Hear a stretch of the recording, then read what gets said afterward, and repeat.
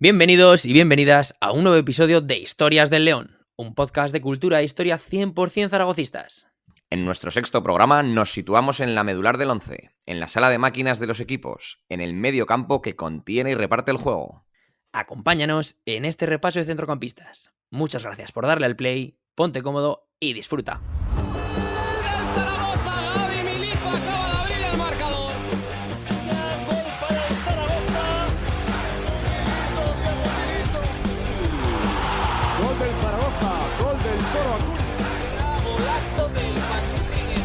Acaba de marcar el Zaragoza, qué golazo acaba de marcar Everton. ¡Qué golazo!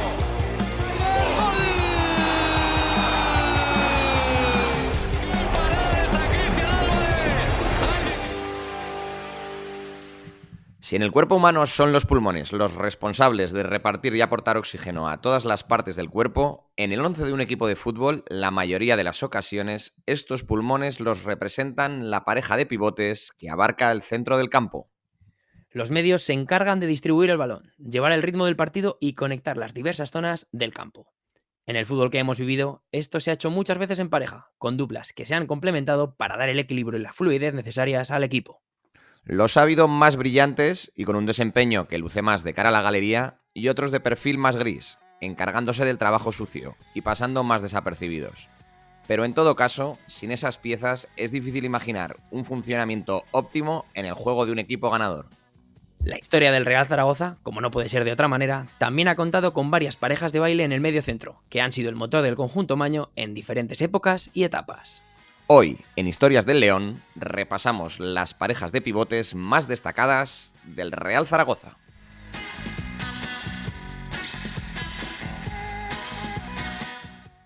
Bueno, Pablo, ya estamos en el sexto programa. Ya podemos adelantar que con la planificación que hemos hecho de esta primera temporada llegamos al ecuador de la misma. Hoy vamos con un tema un poquito más controvertido, ¿no? Más difícil, en el que igual algunos puristas del fútbol, Sí. de la historia zaragocista, se nos echan encima, pero bueno, lo hacemos siempre con la mejor intención y con la idea de repasar nuestra historia. Eso es, antes de empezar lo hemos previsto esto, que a lo mejor el tema de los dobles pivotes y cómo se configura el mediocampo no es una ciencia exacta y a lo mejor algunas de las parejas que hemos aquí puesto a bailar juntas, alguno dice, bueno, esto... Igual no eran parejas, eran tríos, no claro. congeniaban. Pero bueno, yo Hemos creo que se va a intentado... entender un poco la idea que hemos querido hacer y todos recordamos en diferentes épocas, según nuestras edades y también lo frikis que hayamos ido, ¿no? Viendo partidos de épocas que ni siquiera hemos vivido, pues bueno, parejas de mediocentros complementarias. Hemos ido a lo fácil. Sí. Hemos buscado parejas representativas y que Eso todo el es. mundo recuerda como dueños del centro del campo, blanquillo. Todo el mundo los va a reconocer y va a estar claro un poco la filosofía del programa. Y nada, no sé qué tal te ha ido el carnaval, Pablo, dijiste que no eras muy de disfrazarte. Sí, bueno, el último partido me cambió un poco la cara, no necesité careta. El empate en el último minuto del Sporting me cambió el rostro y me dejó un poco frío, pero... Los descuentos de los dos últimos partidos, eso sí que están siendo buenos carnavales. Tanto Sí. El de Granada fuera de casa como el del otro día aquí en casa contra el Sporting de Gijón. Bueno, cuando se publique este programa estaremos a las puertas del Eldense, que la gente ya, vamos, la vemos un poco tensa. Y bueno, nada, antes de Pero bueno, empezar con el tomate, bueno, recordar que podéis apoyar este proyecto en redes sociales, ¿vale? Tenemos la cuenta de Twitter de Historias del León y luego, pues bueno, también os animamos a suscribiros al canal de YouTube de ADN Zaragocista, seguirnos en TikTok, Instagram, Facebook o el propio Twitter a las cuentas de ADN Zaragocista y ya para el que quiera navegar y repasar la historia del Real Zaragoza, pues os invito a la web, a adnzaragocista.com, donde tenéis todos los datos y bueno, que siguen creciendo, van en aumento esas estadísticas a lo largo de todos los años. hay entretenimiento para rato. Y bueno, antes de ir empezando con las secciones clásicas, hay una que a veces la hacemos y otras no, según lo que hayamos metido la pata. En este caso, la fe de ratas que vamos a hacer hoy tampoco es un fallo en sentido estricto, yo creo. Pero Sí. un buen oyente nos hizo notar un brasilero que no nombramos en el anterior programa, pero es que realmente no llegó a debutar. Pero cuéntanos un poco la historia de este brasileño que invisible. Sí, bueno, nos recordaron que Pablo de Barros, el jugador brasileño que estuvo En solo, propiedad, claro. que estuvo en la disciplina del Real Zaragoza, pero no llegó nunca a lucir la camiseta del León en partido oficial. ¿Vale? Este lateral centrocampista llegó en 2008 a la disciplina blanquilla, pero nunca llegó a permanecer en el primer equipo empezada la temporada, ¿vale? Se fue cedido al Málaga y luego al Nastic y por eso estuvo en la nómina de la plantilla, pero nunca llegó a formar parte del equipo en competición oficial. Entonces, bueno, sí que formó parte ya te digo, de la nómina, pero nunca llegó a disputar parte oficial, por lo tanto no entra. Y como Pablo de Barros hay muchos jugadores más que, bueno, han estado jugando o entrenando o haciendo las pretemporadas con el primer equipo, pero nunca llegaron a debutar. Por lo tanto, ese brasileño no lo podemos computar como... claro, en la medida que no tiene ninguna estadística, claro, es que tendrías que hacer una línea con él que pusiese todo ceros. O sea, porque... Sí, ¿no? Y me puedo volver loco si tengo que meter a todos los de las pretemporadas y amistosos, me explota la cabeza. Eso es. Muy bien, pues bueno, antes de entrar con el programa de hoy, que os contaremos un poquito que vamos a cambiar la dinámica, como siempre, el último paso antes del tema principal es ir tras las huellas del león. Primero resolviendo el del capítulo anterior, el del episodio 5 de los brasileños, y os daremos la primera pista del de este capítulo.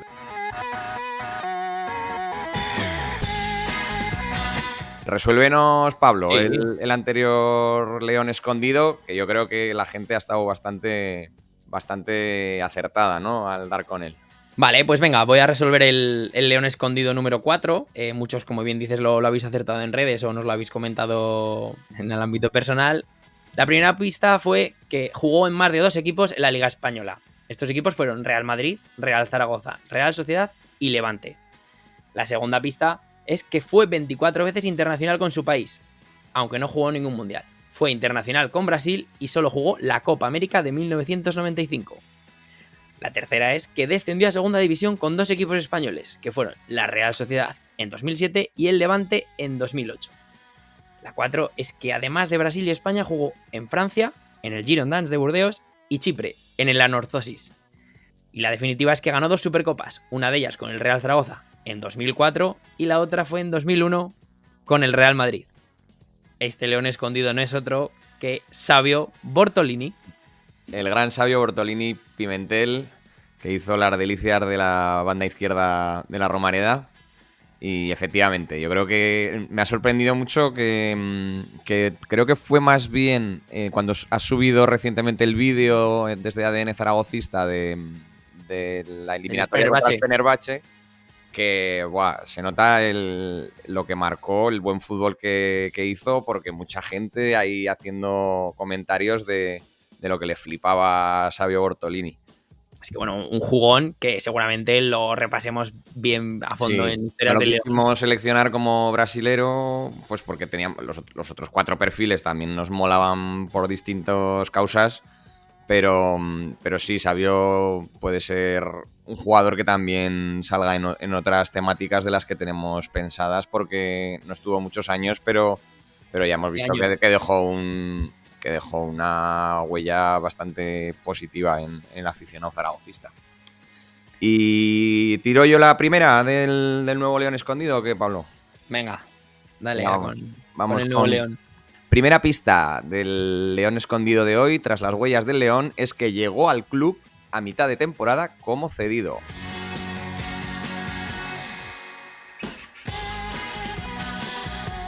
Bueno, dicha la primera pista de este león escondido, de nuestro quinto león escondido, antes de empezar a repasar estas parejas de centrocampistas que hemos venido comentando, la idea que tenemos es hacerlo un poquito picadito y repasar a lo largo de la historia esas parejas más míticas que han pasado por el Real Zaragoza. Entonces, bueno, vamos a hacer un viaje a través de los años y las décadas de nuestros centrocampistas más ilustres, nuestras parejas de centrocampistas más ilustres. Y bueno, este viaje lo queríamos comenzar por los magníficos años 60. Esas primeras temporadas en las que el Real Zaragoza se colocó en lo alto de la clasificación, empezó a dar sus primeros pasos por Europa.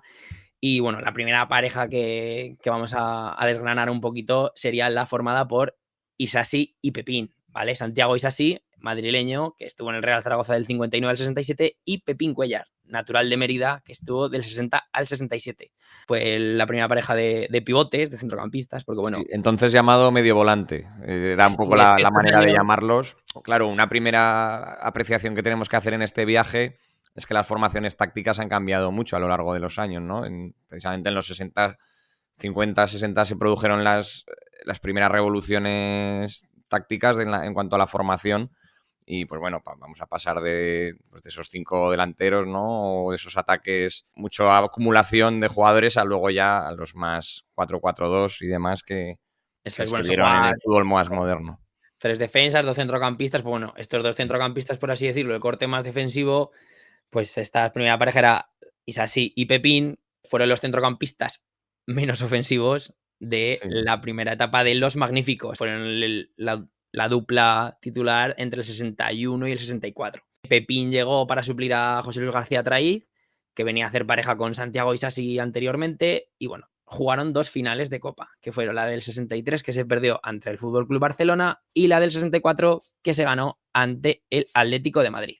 Vale, y también jugaron como titulares en la Copa de Ferias, que fue la que se ganó en el 64, ¿correcto? Sí, ante el Valencia, ¿vale? Entonces, bueno, está Isasi y Pepín, que muchos lo recordarán porque esa alineación, ¿no? Que se decía de Carrerilla, Yarza, Cortizo, Reija, Santa María, Isasi y Pepín, ¿vale? Con sus míticos 4 o 6 a la espalda. Son recordados al citar esta alineación de ensueño de la década de los 60 del Real Zaragoza. Y bueno, pues fueron del 61 al 64, como bien decía, la pareja titular, hasta que apareció otro centrocampista que sí que tiene un hueco, vamos, imborrable en la historia del Real Zaragoza, como es José Luis Violeta. Eso es. Entonces, todas las reseñas que tenemos de Isasi y Pepín, pues es que la función que realizaban más bien era de ser duritos, poderío, sobriedad, contundencia, muy expeditivo, sin complicarse con el balón en los pies. La magia la dejaban para los 5 de arriba, ¿no? Sin embargo, pues se produjo pues, esa evolución de esos 2 medios volantes o esos 2 medios centros por detrás de la delantera, que son los que van a dar paso a la siguiente pareja, ¿no? De Isasi y Pepín, que destacaban por la entrega, lucha, poderío físico, pasaríamos a Violeta y Pais, que pues ya empezamos a ver un mediocentro de más finura, ¿no? De más calidad que lo que se conocía hasta ahora. Entonces, ¿cómo se produce ese relevo? Sí, bueno, José Luis Violeta ya había participado en la 63-64, ¿vale? Había disputado algún partido sustituyendo a alguno de estos 2 pivotes, como bien comentábamos, así como Viviano Enderiz, pero sí que es verdad que a partir del 64, junto a Antonio Pais, natural de Padrón, Isasi y Pepín jugaron las 3 primeras finales y Violeta y Pais jugaron las otras 3 siguientes que jugó el Real Zaragoza. Casi, perdón, porque en la 65 Enderiz salió en lugar de Pais. Vale, entonces, bueno, tomaron el relevo de los anteriores, ganaron la Copa el 66 y perdieron la de Ferias en el 66. Algún partido mítico más que jugó esta pareja fue el disputado en Ellen Road ante el Leeds, en ese partido que, bueno, los aficionados del conjunto inglés acabaron aplaudiendo a los blanquillos en ese partido de rojo tras el espectacular encuentro que disputaron los Magníficos, en el que vencieron 1-3 en el desempate de las semifinales de la Copa de Ferias. Y otro partido que me gustaría destacar así un poquito por encima es el que disputaron contra el Glasgow Rangers en la Romareda en los cuartos de final de la Copa de Ferias, en la que fueron eliminados tras igualar la eliminatoria ante los escoceses, pero como antes no valían los goles en campo contrario y no había prórroga, se decidió el encuentro con el lanzamiento de una moneda. Severino Reja, que fue el capitán del encuentro, eligió, no me acuerdo si fue cara o cruz, pero la suerte nos fue esquiva y nos eliminaron. Entonces, bueno, esta pareja... Fíjate, que ahora que se debate tanto, bueno, el tema del valor doble de los goles, ¿no? Que cada vez progresivamente se está eliminando, tal. Maneras de desempatar que durante la historia pues se han ido probando diferente. El gol de oro, prórrogas, penaltis, joder. La moneda. No se complicaban, tú. Al azar, venga, habéis quedado empate, el que tenga más suerte se lleva la copa, tú. Es que yo la primera vez que lo leí me parecía de loco. Sí, digo, no, es una historia súper curiosa. Aunque sea algo que tenga que ver con el balón, el que le pegue más lejos, yo qué sé. Sí, no, ni penaltis ni nada. Fue el lanzamiento de una moneda al centro del campo y bueno, yo recuerdo haber escuchado alguna entrevista a Reija decir que bueno, en el vestuario se le increpó por no haber elegido la otra opción. Joder, pobre hombre, encima que... Pero Hemos recorrido ya los gloriosos años 60, ¿no? Que también es eso cierto es, que acabaron con un declive, ¿no? De esos años magníficos. no hubo Incluso, recambio. No hubo recambio de los magníficos y bueno, eso es. se acabó mal esa década, pero bueno. Sí. Como todos los ciclos del Zaragoza suelen acabar con un descenso, ¿no?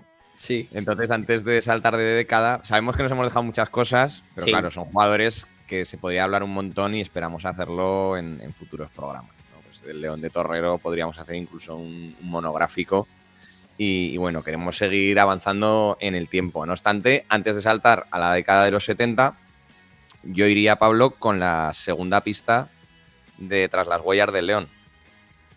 La segunda pista de nuestro León escondido es que estuvo en hasta 4 equipos españoles antes de recalar en las filas del Real Zaragoza.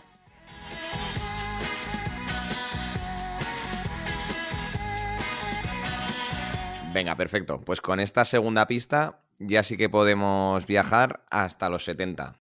Venga, pues el Real Zaragoza ha tenido varios equipos increíbles a lo largo de su historia, entre ellos los Magníficos. Después de los Magníficos, todo historiador zaragocista o aficionado recordará a los míticos zaraguayos, a Rúa, Lobo Diarte, Ocampos. Todos estos jugadores más de corte ofensivo tenían gente detrás, ¿vale? Como bien decíamos, los sistemas cambian. En esta época se jugaba con un jugador que hacía las funciones de líbero, que en este caso pues, solía ser Violeta o Manolo González. Y delante teníamos a Javier Planas, natural de Almudévar, y a Pablo García Castaní. Esta dupla, por así decirlo, fue el doble pivote de los zaraguayos, ¿vale? Escoltando a Rúa y con Violeta detrás cubriéndole las espaldas. Esta pareja de centrocampistas jugó del 71 al 75 en esos Zaragozas que lograron el subcampeonato de Liga en el 75 y la tercera plaza en el 74. Entre los partidos míticos que jugaron fue el 6-1 al Real Madrid en la Liga del 75, con hat-trick incluido de Pablo García Castaní. Sí, he visto los datos de tu web, Pablo, y la verdad que eran bastante goleadores, ¿no? Los dos, pese a tener arriba otras referencias como Arrúa, Diarte y demás, pues estoy viendo que Javier Planas jugó un total de 245 partidos y metió 37 goles, y García Castain un partidito más y 44 goles. Y en la temporada en la que quedaron terceros, entre García Castain, Planas y Arrúa, 29 tantos solo en Liga. O sea que, sí, un medio centro muy productivo, no solo era cosa de delanteros. Sí, y al final, García Castaní tenía también mucha llegada, ¿no? Planas era un poquito más físico, con más portento físico. García Castaní era más fino, que siempre era dice el fino, ¿no? Sí. Y hacía mejores a sus compañeros, por así decirlo. Y bueno, algún datillo más que tengo de esta pareja, antes de dejarte a ti con alguna curiosidad, es que la lesión de Javier Planas le impidió ser de la partida en la única final que disputaron los zaraguayos, que fue en la temporada 75-76 contra el Atlético de Madrid, que se perdió 1-0. No pudo esta dupla jugar el partido, jugó Pepe González junto a García Castaní, Arrúa y demás en el centro del campo de ese equipo que, hubiera sido el broche de oro ganar un título, pero que han pasado a la memoria del zaragocismo por esas temporadas, por ese fútbol y por la calidad de Arrúa, entre otros. Sí, y bueno, de esta pareja poco más que decir, ¿no? Que Planas era la parte física, digamos, que llegó al fútbol y al Real Zaragoza de una manera bastante fortuita, a través de su hermano, según nos hemos documentado. Por cierto, a Planas también lo veremos algunas veces nombrado como Planas segundo, porque también su hermano mayor fue jugador del Real Zaragoza. Es una persona que realmente es de estos futbolistas que no son unos locos del fútbol, sino que pues han tenido un don y unas habilidades y pues les ha permitido ser profesionales de esto. Pero hoy en día, si vemos entrevistas recientes de él y demás, pues veremos que es un tipo bastante peculiar, que con poquitos pelos en la lengua y que tampoco mitifica ni tiene su etapa de futbolista como una cuestión, digamos, central de su historia vital. La verdad que merece la pena escucharlo solo por ver esas distintas maneras de ver esto que las que estamos Sí, acostumbrados. Sí, que sí. no vivía por y para el fútbol, No, para parece nada. ser por lo que yo también he escuchado Sí. alguna entrevista y la verdad es que, bueno, Sí, peculiar, sí. tenía otros intereses fuera del fútbol y a día de hoy tampoco muestra un excesivo interés que el que pueda tener una Igual, persona media. igual influye que se retiró muy pronto Sí, y igual igual pudo no lo marcarle un sabemos, poco. pero bueno, que No eso, sabemos que eso. una carrera truncada por una lesión de rodilla y que le obligó a retirarse a los 28 años, bastante joven, ¿no?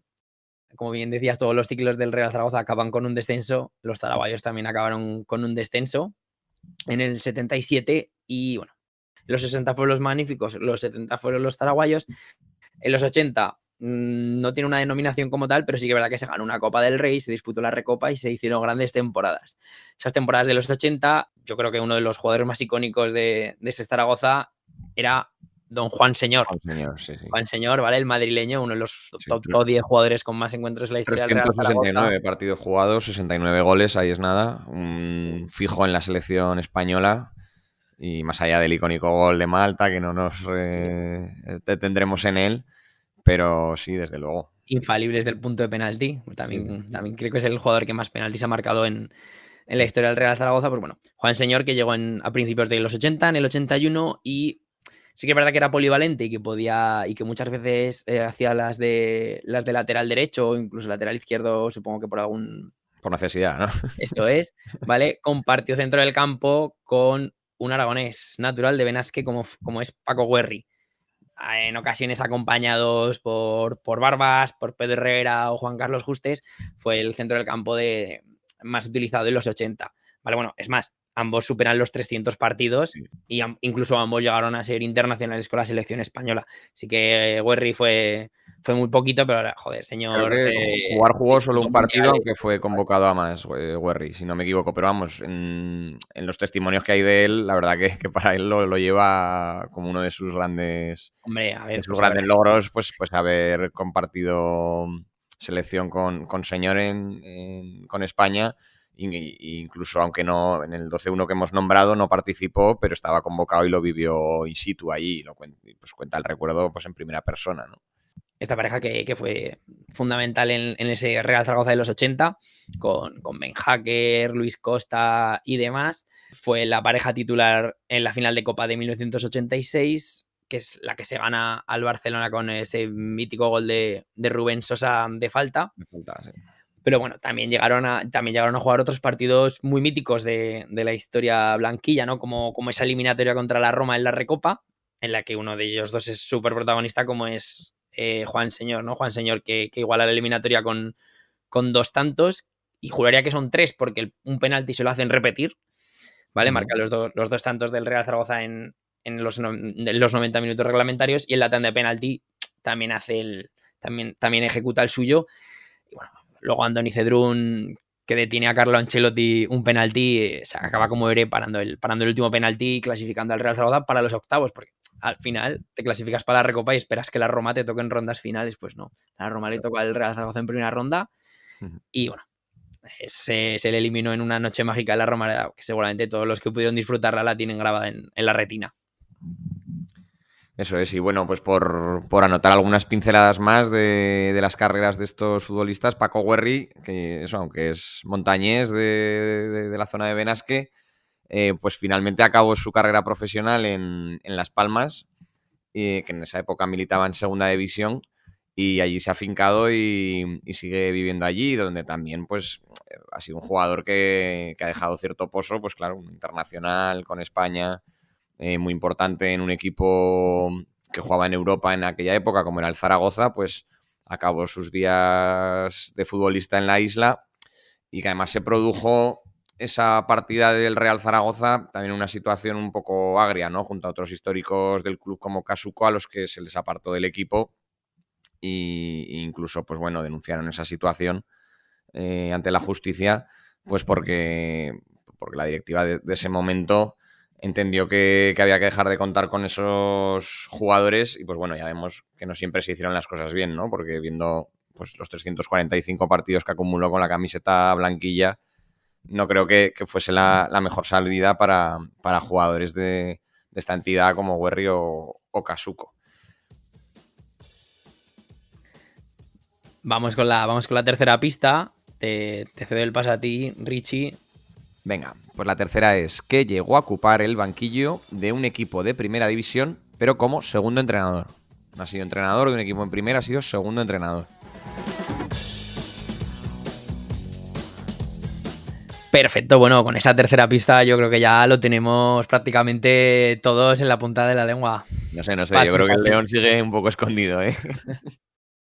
Vamos a hacer un pequeño guiño a la primera parte de los 90, porque sí que es verdad que el Real Zaragoza en esa época jugaba más con 3 en el medio o incluso con 4, ¿no? Sobre todo en la quinta de París, la época de la Recopa, se llegan a juntar incluso 4 jugadores, ¿vale? Entonces vamos a hacer un pequeño guiño a la pareja formada por Poyet, Darío Franco, que estuvo muy poquito antes de que llegasen Santeragón, Najim, Gai. Y bueno, pues algún partido mítico que jugaron esta pareja que era súper física y bueno, que también podría ser una pareja de rematadores de cabeza para otro programa si hacemos ese programa, ¿no? De rematadores de cabeza, porque Poyet y Darío Franco eran conocidos por su facilidad para el remate.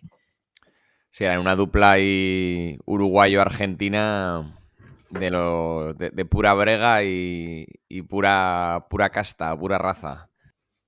Pero bueno, como decíamos, no llegaron a ser pareja de pivotes como tal, tan recordada, porque había mucha aglomeración de jugones, de centrocampistas. Bueno, un partido así que disputaron fue la eliminatoria contra el Borussia de Dortmund, esa que hizo grande al cántico de Darío Franco. Sí, y que el Borussia con una equipación, hace mucho que no veo el vídeo, pero yo lo recuerdo excesivamente fosforito, ¿no? Sí. Esa camiseta, parecen un Par- rotulador estabilo de los de subrayar. Partido mítico que acabó con el cierre de la Romareda para la Recopa del 94-95, por el que se le lanzó una moneda al árbitro. Vale, entonces, bueno, como bien decíamos, en esta época dorada del Real Zaragoza había muchos más centrocampistas jugando juntos, 4, 5, 3. Y otra manera de Otros asociarse sistemas. que... Entonces, aquí en esta época no hemos querido meter ninguna pareja. Entonces, hemos pasado hasta la temporada 98-99, que es cuando entran a formar parte de las alineaciones titulares y a hacerse fuertes en los 11 nuestros 3 siguientes nombres, que son Santiago Aragón, Roberto Toro Acuña y José Ignacio. Eso es, ¿Vale? aquí ya son alineaciones como un poquito más definidas en cuanto a esquemas más rígidos, ¿no? En esta época, pues con entrenadores que a lo mejor no eran como Víctor, que ahí acumulaban mucha cantidad de mediocampistas más jugones. Aquí vamos a ver en estas temporadas esquemas más de jugadores de banda y 2 en el centro, aunque también con variantes para los puristas. Pero sí, un 4-4-2 de 2 jugadores de centro, 2 de banda y 2 delanteros. Esa temporada 98-99 sí que juegan los 3 juntos. Con la llegada de Chechu Rojo en la 99-2000, el centro del campo se define muchísimo más. Y lo forman Acuña y Aragón, ¿vale? Santi Aragón, que venía de ser el líder indiscutible, el faro del equipo de la Recopa, un superclase, pues formó pareja con Roberto Toro Acuña, algo más físico, de carácter, un gran golpe de balón. Esa pareja se hizo fundamental en aquel Real Zaragoza que igual somos un poco pesados, pero en esa temporada 99-2000 se soñó con ganar la Liga y cómo no vamos a recordarla, ¿no? Entonces, bueno, esa pareja de centrocampistas Acuña-Aragón jugó muchísimos partidos míticos de esa temporada y entre ellos está el 1-5 en el Santiago Bernabéu. Con la misma partida en 2 de Luambi. Un camisetón. Bueno, sí, la verdad, ese partido mítico, pues bueno, jugaron ellos dos, así como en la jornada final de esa temporada en la que el Real Zaragoza ahí sí que soñó de verdad con levantar el título. Era un poco remota la posibilidad porque tenían que perder Barça y Depor, pero bueno, se fue a Valencia con Acuña y con Aragón en el centro del campo y el sueño pues acabó en pesadilla porque no se entró en Champions, como bien sabréis todos, se acabó rebotado en la UEFA. Y en la UEFA, otra historia negra de la historia zaragocista es esa derrota contra el Wisla Cracovia, que también mencionamos cuando hablamos de Peternak, pues el centro del campo de ese partido fue a Aragón Acuña. Y este fue, por así decirlo, el fin de la dupla Aragón-Acuña, porque la 2000-2001, con Luis Costa en el banquillo tras haber sido cesado Juan Manuel Lillo, Aragón se va un poco relegado al banquillo y la dupla de esa temporada la conforma José Ignacio. Y un José Ignacio que esa temporada, la 2000-2001, es la mejor con la camiseta del Real Zaragoza, que llega a marcar 10 goles. Partidos que coincidieron estos dos jugadores, pues bueno, el 3-1 al Barça, 6-1 al Rayo, 5-2 al Oviedo, el 4-4 en el Camp Nou, ese partido muy recordado. La verdad, yo creo que es el primero que vi en la 2 en abierto el Real Zaragoza y lo tengo súper grabado en la memoria por eso, ¿vale? Y bueno, ya, jolín, un 4-4 en el Camp Nou, que hago la fiesta el bueno de Rivaldo. Y luego también el otro gran partido que disputó esta pareja fue el de la final de Copa del 2001. Ya hablamos de ella con Gurenko, que era el jugador Es decir, con un tercer elemento ahí haciendo su papel, que fue Sergei Gurenko, al que nombramos en fichajes de invierno y que, bueno, pues destacó por ese marcaje al hombre de Mostovoy, que al principio le costó un poquito, pero luego lo cumplió para que otros pudieran dedicarse a la parte más creativa. Eso es. Bueno, pues esa temporada acabó genial con la salvación y con la final de Copa, y la 2001-2002 también repitió esta formación ya con un Aragón mucho más veterano, con menos físico, y bueno, Aragón no jugó tanto, Acuña y José Ignacio sí que siguieron en el centro del campo titular. Bueno, y el equipo, como bien sabréis, como todo cambio de ciclo que venimos repasando, acabó en segunda división. Al pozo. Con ese descenso en el Madrigal, que lo más reseñable de ese partido, bueno... En cuanto a mediocentros, pues Toro Acuña dejó también una imagen ahí para la posteridad. Un poco negativa en este caso.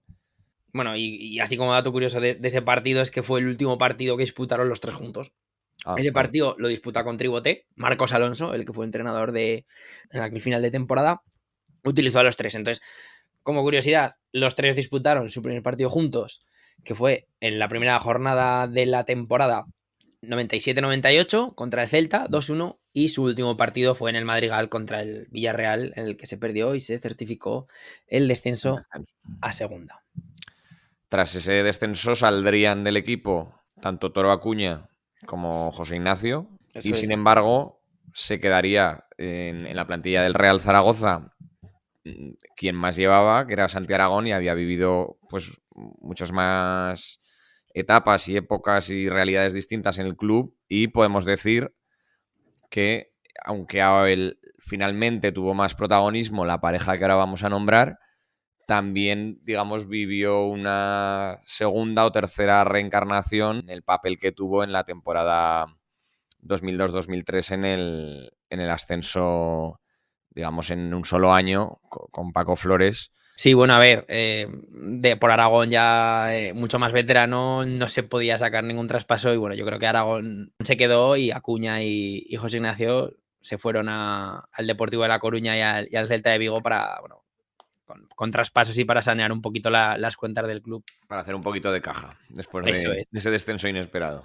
Como bien decías, Aragón se quedó como uno de los líderes del vestuario porque Xavi Aguado, que era el otro capitán, estaba lesionado y no disputó ningún partido de esa 2002-2003. Entonces, bueno, Aragón empezó formando centro del campo con Fernando Soriano, pero perdió protagonismo, perdió la titularidad con un fichaje que fue petición expresa en invierno del técnico de por aquel entonces, que es Konstantin Galka, el rumano. ¿Vale? Entonces Konstantin Galka llega en enero de 2003 al Real Zaragoza y se hace indiscutible con Fernando Soriano en la medular. Sí que es verdad que una vez asentada esta dupla de pivotes, el Real Zaragoza encadena 4 victorias seguidas entre la jornada 31 y 34, se aupa al tercer puesto de una clasificación que ya no abandonaría estos puestos de ascenso. Recordemos que entonces se ascendía todavía en ese año los tres primeros. Eso es, vale. No es el formato actual de ascenso en segunda. Una vez carbura ese equipo, pues ya se asciende a primera.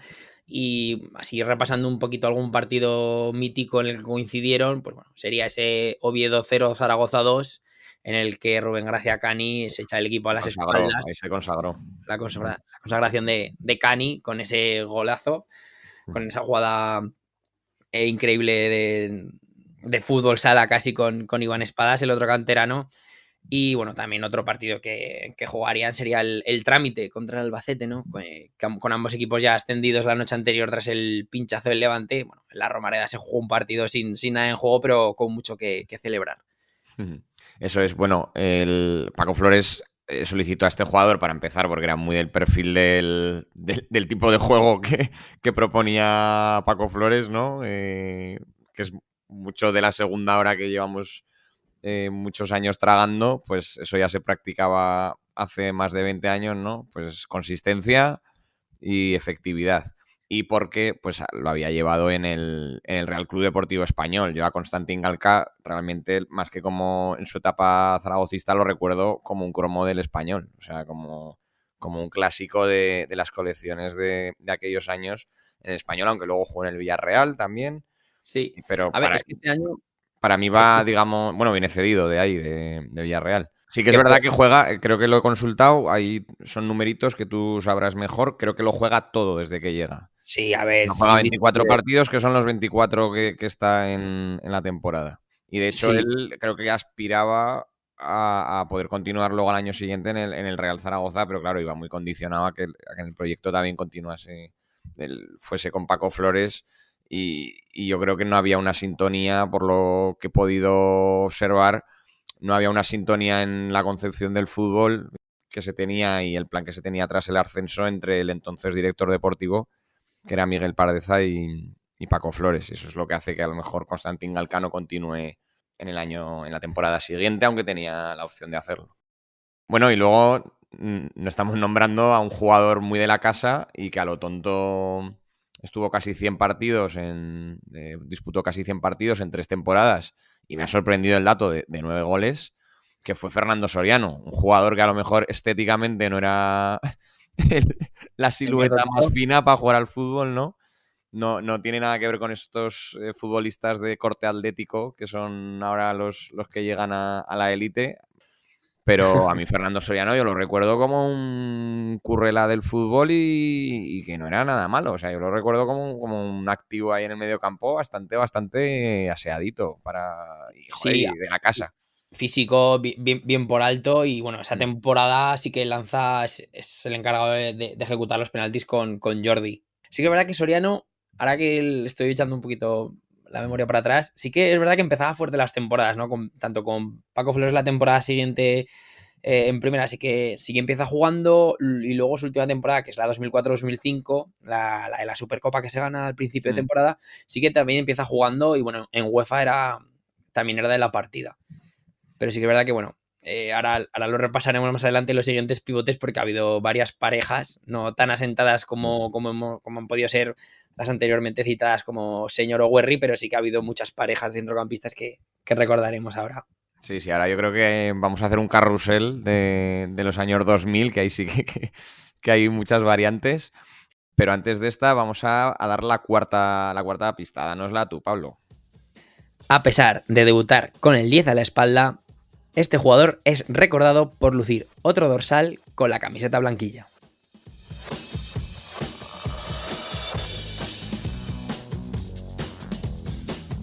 Vale, perfecto. Pues dicha esta pista, ahora sí que podemos meternos en harina y vamos a nombrar muchos nombres, ¿verdad? Porque... Y además esto ya forman parte de los que somos al menos treintañeros ya de... Sí, estos los tenemos ya súper fresquitos. Brilladitos, eso es. Pero bueno, mola hablar de ellos. Soriano sí que es verdad que repite, no como Galca. Y entonces esa temporada 2003-2004 empieza con Leo Poncio haciendo pareja de centrocampistas. Pero en enero llega José María Movilla. Entonces la siguiente pareja de la que vamos a hablar es la formada por Poncio Movilla, que no duró mucho en el tiempo, porque solo jugaron en la segunda parte de la temporada 2003-2004. Pero claro, al final es la pareja titular de la última Copa del Rey del Real Zaragoza, ¿no? Poncio Movilla fueron de la partida en el Estadio Olímpico de Montjuïc, en la victoria del Real Zaragoza por 3-2 ante el Real Madrid. Y bueno, pues queríamos traer este doble pivote, ¿vale? Porque sí que es verdad que jugaron mucho esa temporada, esa media última temporada, pero luego Leo Poncio, por su versatilidad y polivalencia, pasó al lateral derecho. Eso es. Y a Movilla, que ya vino siendo un jugador experimentado, aunque luego le quedó todavía bastante carrera por delante. En el verano del 2004 le surgió un compañero de baile entonces jovencito e imberbe, pero que bueno, acabaría siendo una leyenda del club. Eso es, ¿no? Alberto Zapater, que ya lo mencionamos en el episodio de las Supercopas, tira la puerta abajo y esa temporada 2004-2005 sube desde el juvenil al primer equipo con Víctor Muñoz. Y bueno, esa temporada es que juegan prácticamente todo, ¿no? Movilla y Zapater. Aunque bueno, sí que es verdad que en UEFA, repasando algunos partidos de esa temporada, Fernando Soriano jugaban como una especie de tribote, ¿vale? Con ellos tres en el centro, o incluso con David Generelo, que también era Sí. David Generelo, que queríamos hacer mención especial porque era muy del gusto de Víctor Muñoz. Y yo creo que es un jugador que en general se guarda, bueno, no sé si tienes por ahí el dato, si me lo puedes buscar sobre la marcha, de los partidos de Generelo, porque es como siempre un jugador que ha estado un poco así en mi cabeza en la eterna suplencia, pero que a lo tonto ha tenido roles de importancia en algunas temporadas, que ha llegado a jugar bastantes partidos, igual no muchos de titular, y que es que yo creo que era un muy buen jugador de fútbol y que a lo mejor, pues bueno, tuvo muy buena competencia y nunca pudo consolidarse ahí. Pero bueno, incluso pues tenía la peña David Generelo en... No, a ver, tenía muy buen golpe de balón. Yo recuerdo un golazo en esa UEFA contra el Dnipro en un partido pasado por agua. Pero bueno, Generelo es el cambio de Poncio en la final de la Copa del Rey y bueno, era también muy de rotación, ¿no? A Víctor Muñoz le gustaba mucho, entonces bueno, Claro, venía bien en entonces tener, al competir tanto en Liga y Copa como también en UEFA, pues esos perfiles de jugadores que igual pues no conseguían hacerse con la titularidad en Liga, pues te hacían un papelazo buenísimo en estas otras dos competiciones, pues con unas garantías pues bastante altas. Y bueno, Zapater y Movilla, que yo creo que la gente lo tenía más en el recuerdo, que jugaron, que fue mucho más longeva esa dupla, pero atendiendo a los datos y un poquito las temporadas, Zapater y Movilla realmente la temporada que más juegan es la 2004-2005, porque la 2005-2006 empieza con la llegada de Albert Celades, ex del Real Madrid y el Barcelona, que también bueno, jugó a gran nivel en el Celta, llega en verano de 2005.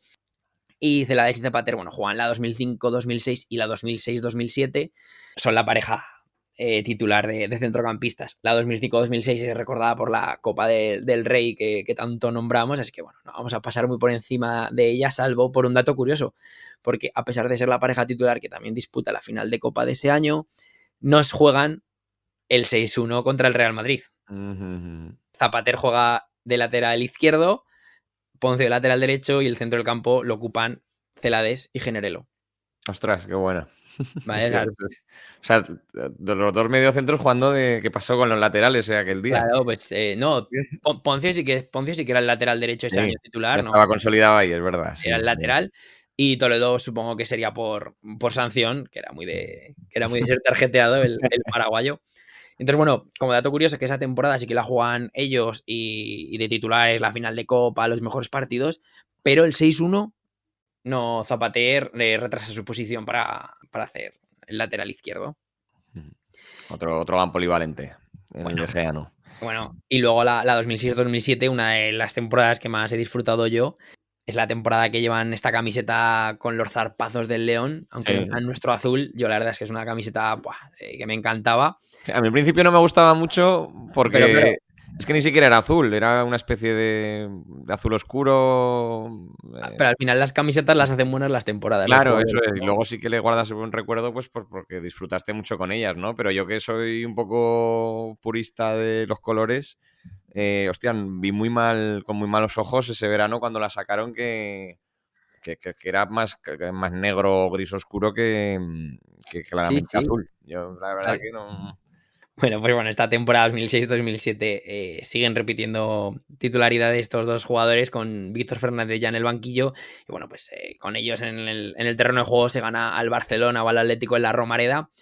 Y también juegan el empate de la jornada de los transistores contra el Real Madrid, ¿no? Ese partido que acaba con empate ante los blancos por 2-2 y el Barcelona hizo lo propio con el Español y dejándole la liga en bandeja al Real Madrid. Muy bien, pues dichas estas parejas que, pues bueno, que se fueron sucediendo unas de otras, a lo mejor compartiendo un elemento que se quedaba y otro que se renovaba, ¿no? De esos dobles pivotes. Llegamos ya a la década de los 10, ¿no? De los 2010. Llegaremos pues ya hasta el año 2020, donde pararemos aquí el repaso de dobles pivotes, sobre todo porque consideramos o hemos considerado que a partir del año 2020 todavía no se ha fraguado una pareja de mediocentros o de mediocampistas que fuese digna de resaltar en el programa, ¿vale? Entonces, si te parece, hacemos la última pista, ¿vale? Aunque la primera pareja va a ser bastante relacionada con parte a Leo Poncio, ¿no? Que lo hemos nombrado ya. Lanzamos la última pista y vamos con estas 3 últimas parejicas y Venga. vamos cerrando el programa. Nacido en Andalucía, no jugó en ningún equipo andaluz a nivel profesional. Venga, vale, pues dicha esta quinta pista, vamos a repasar todas para los que a lo mejor seáis un poco despistados y se os hayan olvidado las anteriores. Os las lanzo todas del tirón para que le deis al coco. La número 1, llegó al club a mitad de temporada como cedido. La segunda, estuvo en hasta 4 equipos españoles antes de recalar en las filas del Real Zaragoza. La tercera, llegó a ocupar el banquillo de un equipo de primera división como segundo entrenador, no como entrenador, como segundo entrenador. La 4, a pesar de debutar con el dorsal número 10, es recordado por lucir otro dorsal con la blanquilla. Y la quinta y última, jugador natural de Andalucía, no jugó, sin embargo, en ningún equipo andaluz a nivel profesional.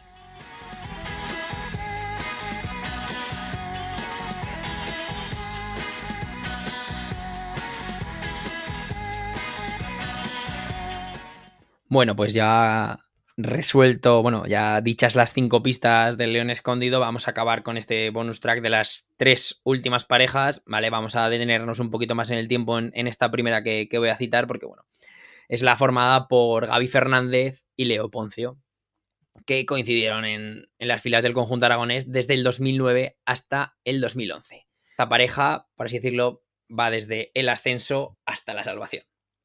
¿Vale? Gaby Fernández, que llegó en la temporada 2007-2008, en la del descenso a segunda, se queda en el equipo. Y bueno, esa primera vuelta con Marcelino, a pesar de llevar un equipo espectacular, Zapata, Everton, Oliveira, Jorge López, que venía de petarla con el Racing de Santander, Arizmendi, por el que se había pagado dinero. Bueno, pues ese equipo no acaba de despegar. ¿Vale? Entonces, bueno, en invierno se ficha poco, pero se ficha bien. Llega Leo Poncio al Real Zaragoza, vuelve al conjunto aragonés después de haber salido en 2007 rumbo a River Plate. Y bueno, el primer partido que coinciden juntos es un punto de inflexión para el equipo, ¿vale? El equipo venía de perder 2-0 en Elche, parecía que había tocado fondo y a partir de ese partido el Real Zaragoza no pierde ni un partido más esa segunda vuelta en segunda división. El Real Zaragoza se planta en la Condomina de Murcia, gana 1-4 con Leo Poncio y Gaby en el centro del campo. Se hacen indiscutibles durante esa segunda parte de la temporada y el Real Zaragoza acaba ascendiendo. Yo, como anécdota, recuerdo un partido que juegan en el campo del Jerez en el que expulsan a Leo Poncio y Gaby se queda el centro del campo para él. O sea, hay doble pivote ni nada. O sea, el doble pivote era él solo. Y bueno, y recuerdo que una imagen que Gaby acaba, bueno, desfonda en el centro del campo, bueno, casi al borde del vómito. El desmayo. Y del desmayo, sí, bueno, yo eso lo tengo grabado en la memoria. Pero bueno, ese equipo acaba ascendiendo, vencen al Córdoba con nuestra dupla de titular y con gol de Leo Poncio. Esa dupla... Con el gol de Everton que nombramos en el último capítulo. Eso es. Entonces, bueno, Gaby Leo Poncio es, por así decirlo, el centro del campo del último ascenso, pero también es el centro del campo de las siguientes temporadas que están marcadas por la agonía y el sufrimiento. Por eso te voy a decir, por la... Se pasa de la felicidad agónica de salvación tras salvación hasta que tanto fue el cántaro a la fuente que se rompió. En estas temporadas 2009-2010, 2010-2011, que son recordadas por los fichajes y por los pufos del innombrable de Agapito Iglesias, el Real Zaragoza, pues bueno, el centro del campo sí que es verdad que no solían ser un doble pivote como tal, porque bueno, también aparecía por allí Abel Aguilar, Ander Herrera sobre todo, Edmilson también se coloca por delante de la defensa y Poncio, pues ya sabemos que cuando no había otro que jugase de lateral, él era el primero en bajarse de posición. Entonces, bueno, traje de faena y al lateral. Como datos curiosos, son de la partida con Javier Aguirre en la última victoria del Real Zaragoza en el Santiago Bernabéu, ese 2-3 con gol de Gaby de penalti incluido y doblete de la Fita, eso es. Vale. Y en el partido de la salvación ante el Levante. Famoso partido. Eso es. Hay forma del doble pivote en Gaby Poncio, pero con Ander también, entonces podría ser un tribote, pero bueno, al final queríamos hacer ahí el guiño a estos dos jugadores. Al final Poncio y Gavi sí que tienen ese recorrido del 2009 al 2011 formando en el centro del campo y bueno, joder, al final los dos más de 100 partidos en el equipo, Poncio el argentino con más partidos. Podríamos decir de ellos también que son una pareja de capitanes, ¿no? Porque ambos ejercieron ambos llevaron el rol, llevaron el brazalete en el brazo. Y bueno, en la temporada 2010-2011, la que acaba con la salvación en Valencia contra el Levante, los 4 últimos goles los meten ellos, de ese equipo. Claro. Gavi mete contra la Real Sociedad de falta, que bueno. Poncio marca en la penúltima jornada contra el Español en un partido también que solo valían los 3 puntos. Y luego esos dos auténticos golazos de Gavi que dieron la salvación al Real Zaragoza ese año. Muy bien, pues yo creo que hasta aquí la última gran pareja de realmente futbolistas de primera división, de grandes futbolistas, ¿no? Pero bueno, hemos querido asumir que ya una parte importante de nuestra historia, de la del Real Zaragoza y esta historia reciente, pues es en segunda división, ¿no? Pues hablamos de que el club no tiene ni 100 años y los últimos 12 ya seguidos consecutivamente están en segunda división. Aunque, pues bueno, no tienen la pompa y la gloria que otras parejas que hemos hablado hoy, aunque estas últimas ya eran más de batalla que de triunfo casi.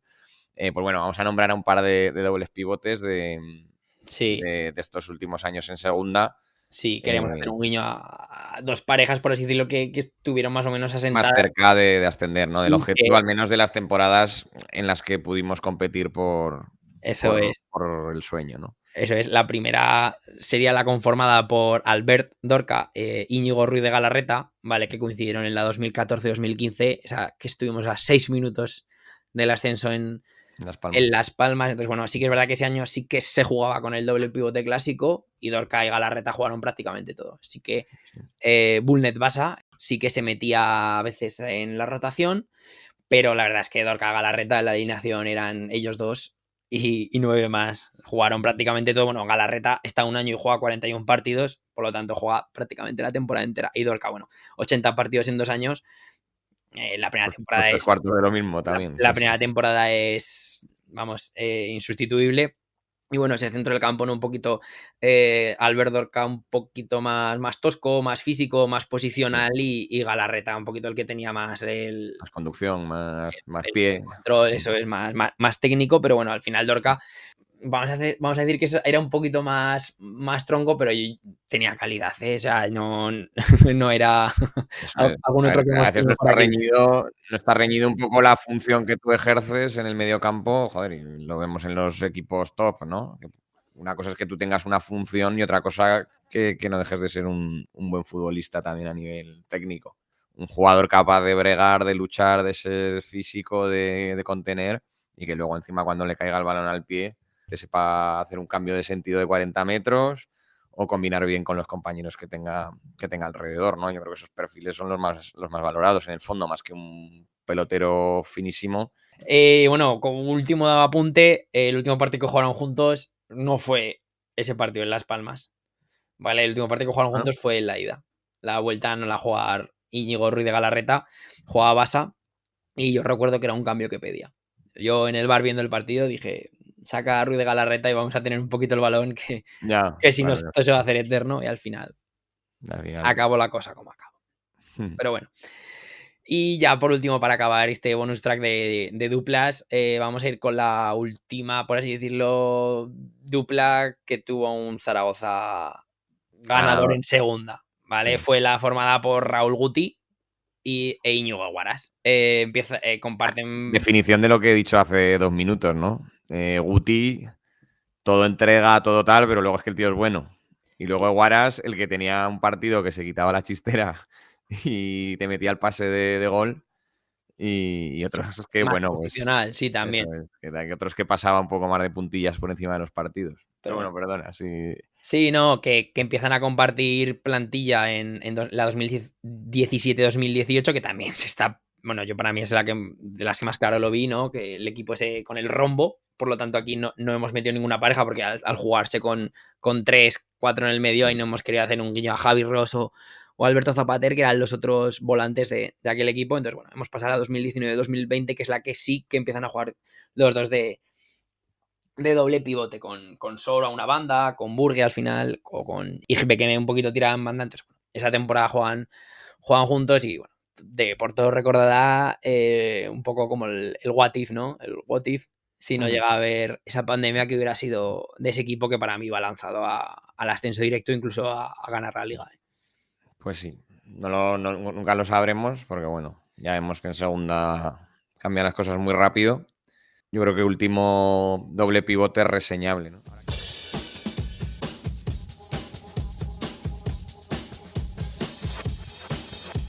Pues bueno, yo creo que ya hemos hecho un recorrido bastante representativo de la historia de las parejas de centrocampistas del Zaragoza desde que, digamos, podemos empezar a rastrear esas parejas como tal, ¿no? En los años 60, con esos medios volantes que hemos hablado, que eran llamados, pues hasta pasando por los dobles pivotes, pues hasta ahora estas figuras de mediocentros pues más polivalentes que tenemos. Pedir un poco perdón si nos hemos dejado a alguien, hemos intentado sí, hombre, seguro que nos hemos dejado. Y bueno, al final damos para lo que damos.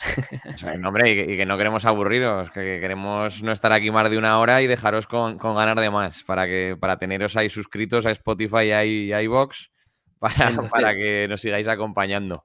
Y bueno, nada, ya llevamos 6, la mitad de la temporada, esperamos hacer 12, más o menos con la propia liga Hypermotion. Y otro formato más. Eso es, y otro formato más picadito que otras veces. El siguiente igual volvemos a las nacionalidades, no sé, lo tenemos que pensar. Ay, tenemos que debatirlo, pero bueno, lo que está claro es que estará dentro de 2 jueves disponible en vuestras plataformas de Spotify e iVoox.